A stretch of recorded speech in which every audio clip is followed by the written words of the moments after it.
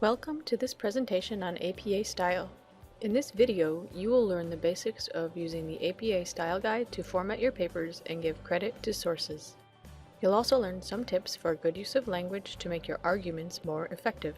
APA Style is one of many style guides that subject area organizations have created in order to help researchers in related fields to publish their work in a format that is easily recognizable and easily accessible. Other than APA, which stands for the American Psychological Association, yes, the same people who help set standards for professional practice in psychology and related fields, there are MLA, which stands for Modern Language Association, the Chicago Manual of Style, which was created by the University of Chicago Press in 1891 so that they would have a reference for typesetters and editors, and CSE, which stands for Council of Science Editors.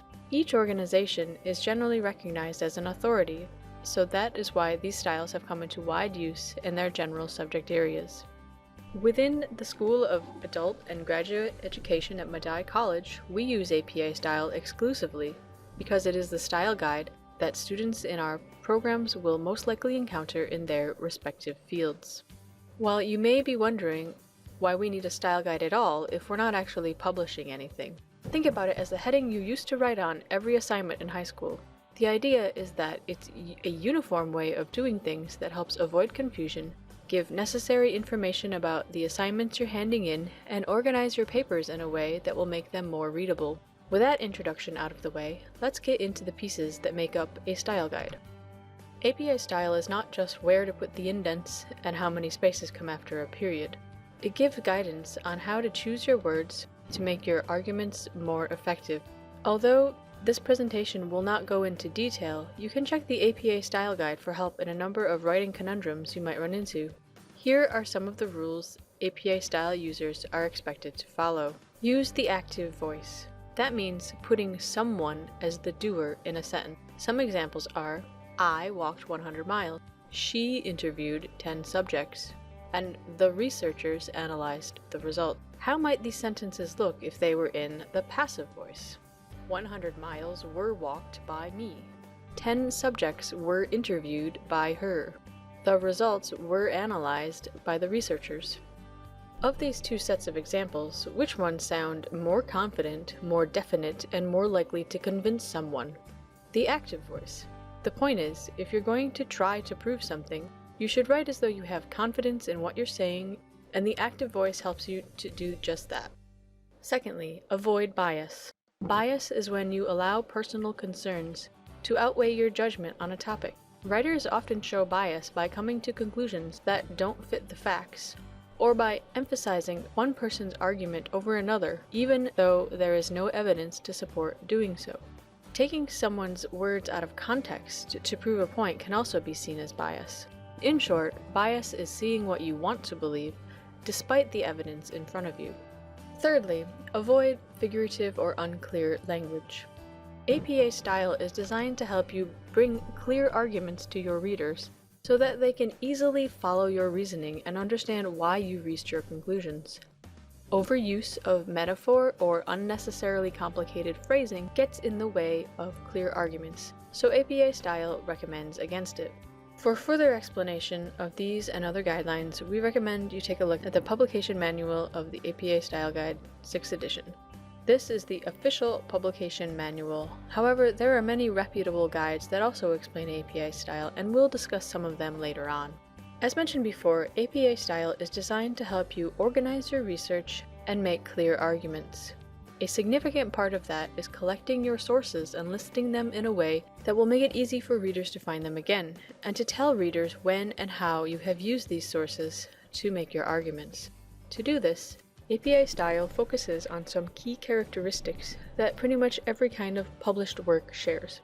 These characteristics tell people what kind of source it is and how and where it can be found. Let's take a look at the 4 characteristics APA Style uses. 1. Creator. Nearly everything has a creator, and in APA Style, the creator is extremely important. When you give credit for information, you're giving that credit to the person who created the information. 2. Date of creation.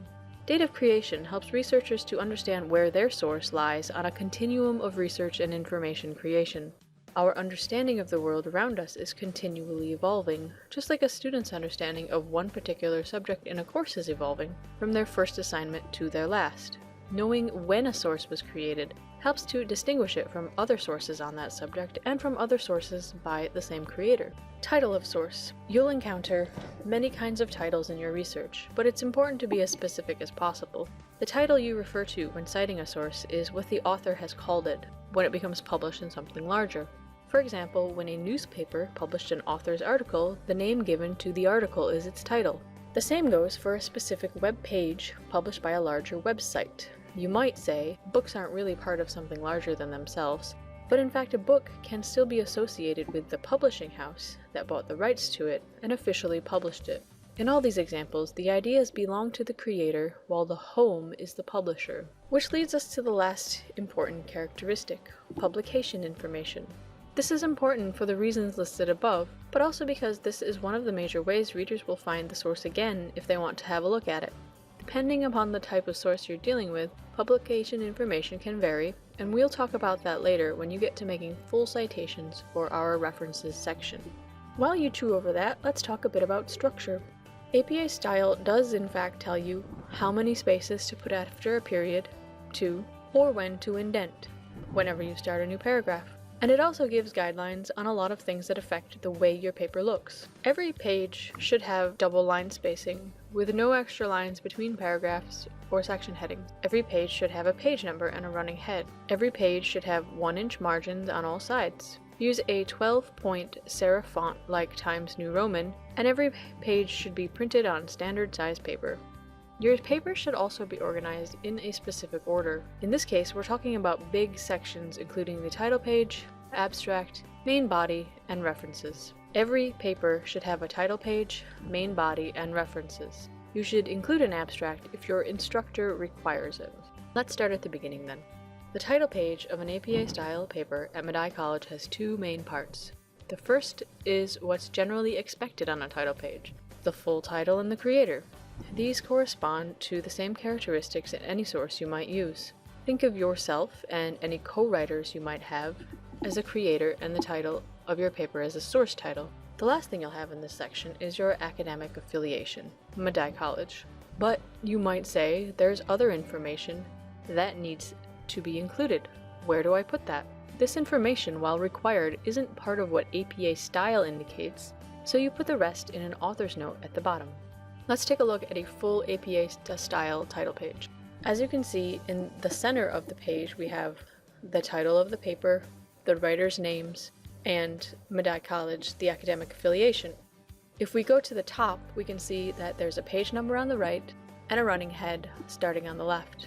If we go all the way to the bottom, that's where we will find the author note.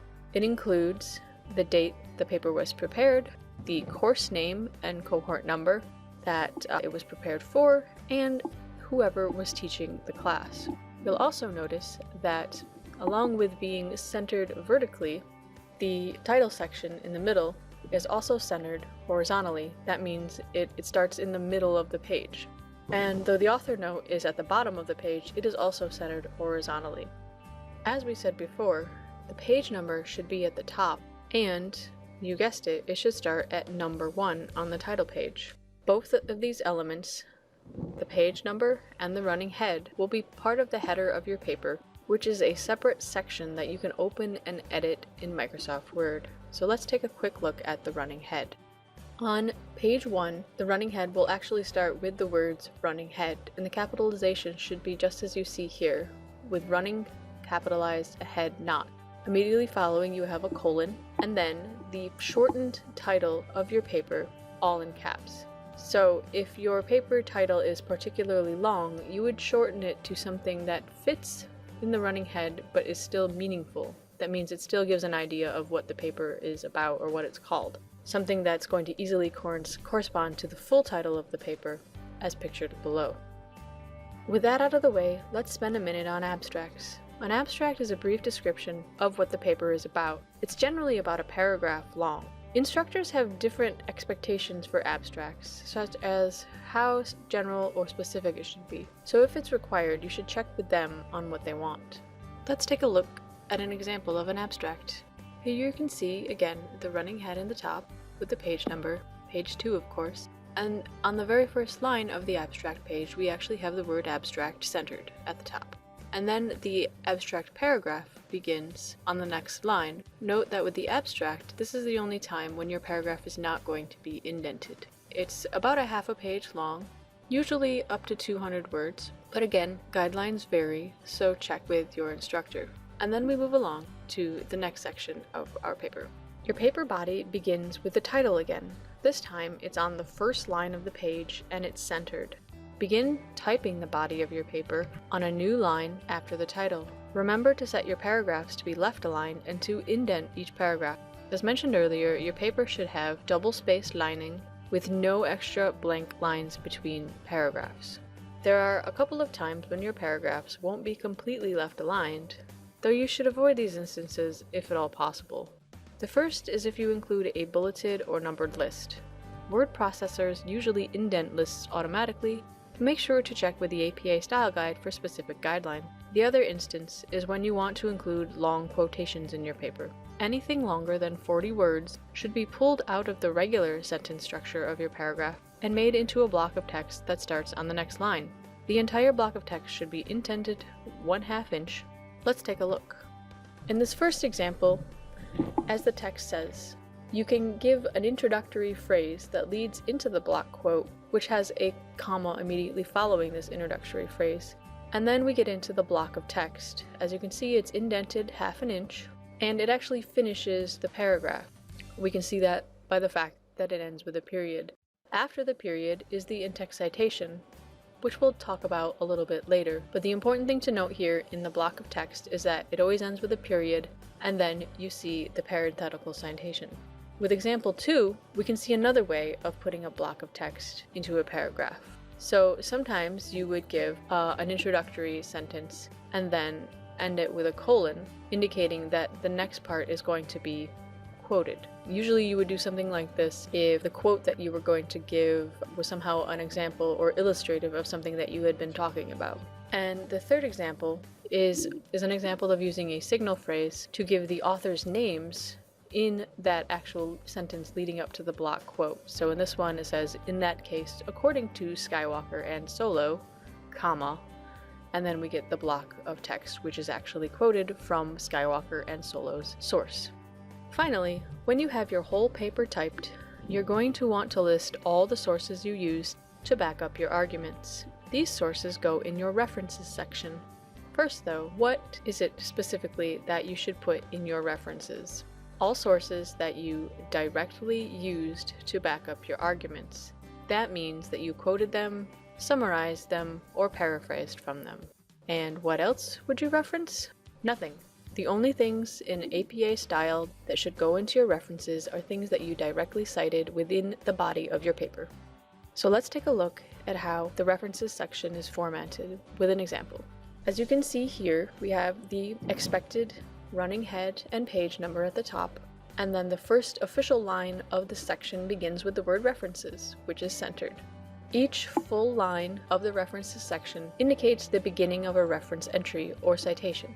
The rest of the lines in that same citation are indented with what's called a hanging indent, so it's 1/2 inch further in from the first line of the page. This is an easy way of showing where each reference starts and ends, and separating them without getting complicated with lists of numbers or bullets or anything else like that.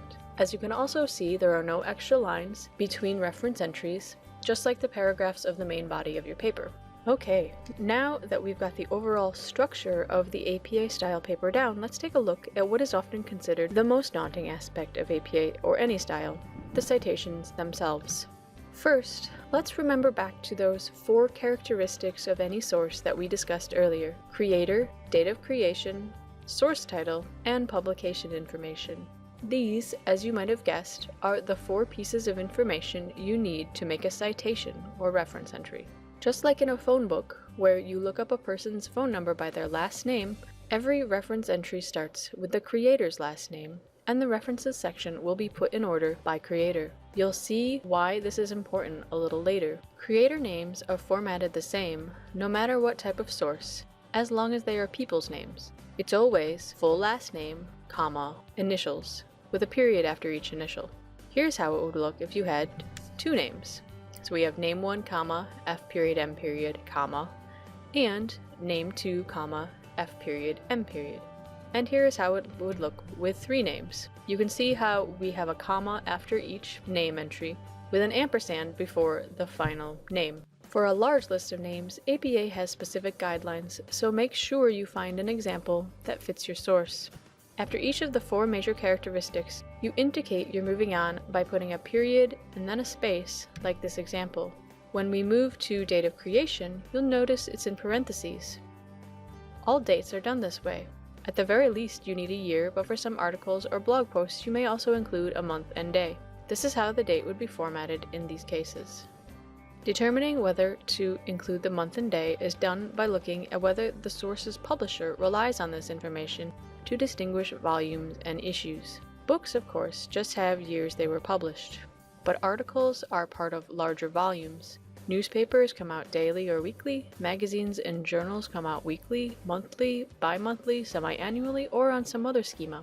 Sometimes they indicate this by giving a specific volume and issue number, but sometimes they rely on the actual month or date they were published to tell the reader where they belong in the greater publication schedule. Let's look at some examples. You can see here an example of the Rochester Democrat and Chronicle from 1904. At the top, the date, Wednesday, November 9th, is the actual indicator of when the newspaper was published. So you would need to include November 9th in the date of creation section of your reference entry. So it would be 1904, comma, November 9.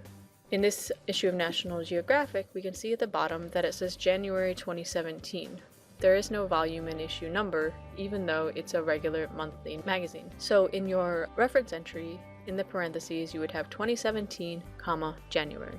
And in this Time magazine, we can see that there again is no volume and issue number, but it has July 18th, 1983. So in our date of creation field, we would put 1983, comma, July 18. All these three differ from magazines that are given volume and issue numbers.